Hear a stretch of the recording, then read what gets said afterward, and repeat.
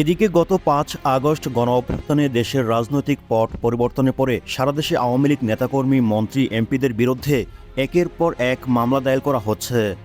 এসব মামলায় অনেক হেভিওয়েট নেতাকে গ্রেপ্তার করছে পুলিশ। এতে ব্যাপক রাজনৈতিক বিপর্যয়ে পড়ছে আওয়ামী লীগ। জানা যায়, বর্তমান পরিস্থিতি মোকাবিলায় শীঘ্রই আওয়ামী লীগের রাজনৈতিকভাবে অগ্রসর হওয়ার কথা চিন্তা করছে। আওয়ামী লীগের বিভিন্ন সূত্র থেকে জানা যায়, নেতাকর্মীদের বিরুদ্ধে দায়ের করা মামলাগুলোকে আইনিভাবে মোকাবিলা করাই এখন তাদের লক্ষ্য। সময় হলেই নেতাকর্মীরা আইনজীবী নিয়োগ দেবেন, প্রয়োজন হলে বিদেশি আইনজীবী নিয়োগ দেওয়া হবে। তবে আওয়ামী লীগের একাধিক সিনিয়র নেতা জানান, মামলা লড়াইয়ের জন্য এখন উপযুক্ত সময় আসেনি, সময় হলে যথাযথ ব্যবস্থা গ্রহণ করা হবে। দলীয় সূত্রমতে ক্ষমতা হারানোর পর থেকে মামলা আর হামলার ভয়ে দিন পার করছেন আওয়ামী লীগের নেতাকর্মীরা।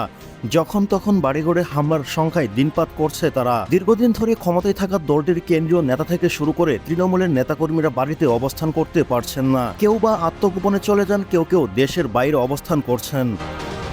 যারা বাড়িতে থাকছেন, রাত হলে তারা অন্যত্র চলে যাচ্ছেন। হামলা থেকে বাঁচতে হলে রেহাই মিলছে না মামলা থেকে। টিম টিআরসি হৃদয়ে ধারণ করে বাংলাদেশ। দ্য রিয়েল কনসালটেশন, স্বচ্ছ ভ্যাট আইনে দক্ষ ন্যায্য ভ্যাট প্রদানে। এরই মধ্যে দলের সভাপতি শেখ হাসিনা ও সাধারণ সম্পাদক ওবায়দুল কাদেরের নামে ১৫০ শতাধিক মামলা হয়েছে। বাদ পড়েনি শেখ হাসিনার ছোট বোন শেখ রাহেনা, ছেলে সজীব ওয়াজেদ জয় ও মেয়ে সাইমা ওয়াজেদ পুতুলের নামও। এদিকে দলীয় সূত্র জানায়, ৫ আগস্টের পর থেকে গত মঙ্গলবার পর্যন্ত শেখ হাসিনার বিরুদ্ধে ১৮২টি মামলার তথ্য পাওয়া যায়। এর মধ্যে ১৬২ হত্যা মামলা। এছাড়া তার বিরুদ্ধে আন্তর্জাতিক অপরাধ ট্রাইব্যুনাল তদন্ত সংস্থায় ১৩টি এবং চিফ প্রসিকিউটরের কার্যালয়ে 10টি সহ মোট 23টি অভিযোগ দায়ের করা হয়। সেখানে উল্লেখ করা হয়, শেখ হাসিনার নির্দেশে পুলিশ আওয়ামী লীগের সহযোগী সংগঠনের সদস্যরা আন্দোলনকারীদের গুলি করে হত্যা করেছেন। মামলাগুলোতে শেখ হাসিনা ছাড়াও আওয়ামী লীগের সরকারের মন্ত্রী, পুলিশের ঊর্ধ্বতন কর্মকর্তারা সহ নানা পেশার মানুষকে আসামি করা হয়। এখন পর্যন্ত আওয়ামী লীগ সরকারের মন্ত্রী, সংসদ সদস্য, উপদেষ্টা ও শীর্ষ পর্যায়ের নেতাদের মিলিয়ে ৩১ জনকে গ্রেপ্তার করা হয়। আসামিদের তালিকায় সাবেক 2 আইজিপি সহ ৮৮ জন পুলিশ সদস্য রয়েছেন। ইতিমধ্যে আওয়ামী লীগ সরকারের আইনমন্ত্রী আনিসুল হক সহ বিভিন্ন শীর্ষস্থানীয় 25 জন গ্রেপ্তার হন। এছাড়া উপজেলা, জেলা, মহানগর ও কেন্দ্রীয় আওয়ামী লীগ, ছাত্রলীগ, যুবলীগ, কৃষক লীগ, স্বেচ্ছাসেবক লীগ, শ্রমিক লীগের নেতাদের নামে মামলা দেওয়া হচ্ছে। আর অধিকাংশ মামলায় হত্যা সংক্রান্ত। কেন্দ্রীয় নেতারা অনেকে আত্মগোপনে চলে গেলেও বিপাকে পড়ছেন তৃণমূলের নেতাকর্মীরা।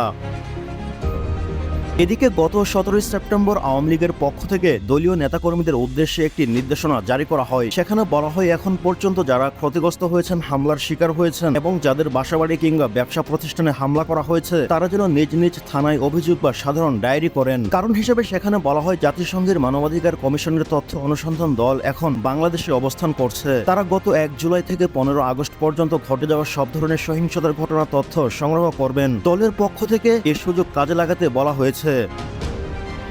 সেখানে আরো বলা হয়, অভিযোগ না নিতে চাইলে সাধারণ ডায়েরি করুন। যদি সাধারণ ডায়েরি করতে না দেয়, তাহলে জাতিসংঘের তদন্ত দলের সাথে দলীয়ভাবে আমরা অভিযোগ দেব। আওয়ামী লীগের একজন সাংগঠনিক সম্পাদক বলেন, সময় হলে অবশ্যই আমরা আইনিভাবে মামলাগুলো মোকাবিলা করব।